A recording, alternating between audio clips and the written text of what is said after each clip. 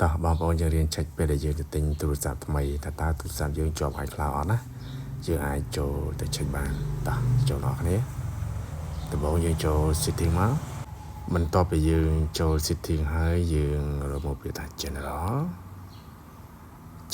ហើយយើងរកមកពាក្យថា about ពាក្យ about ហើយបងប្អូននេះគេដាក់ serial នេះគេដាក់ serial number បងប្អូនជួយជាប់មកបងប្អូន copy បន្តមកទៀតបងប្អូនback ហើយបងប្អូនចូល Safari ពេលដែលបងប្អូនចូល Safari ហើយបងប្អូនវា website មួយដែលមានឈ្មោះថា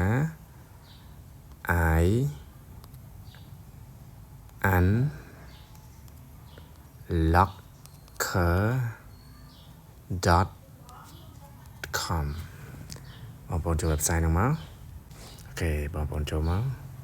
គេពេលដែលបងប្អូនចូលដល់ហើយបងប្អូន scroll មកទៀតណាបងប្អូនឃើញពាក្យថា check iCloud បងប្អូនចុចមកនេះបងប្អូនអាច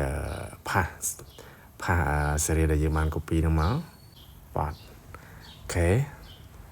តទៅទៀតបងប្អូនចុចលើពាក្យ check បើថាទូរស័ព្ទខ្ញុំមាន iCloud ណាតែបើបងប្អូនទិញនៅកន្លែងថ្មីកន្លែងហាងថ្មីប្រកាសណាគឺវានឹងចេញពាក្យ off ណា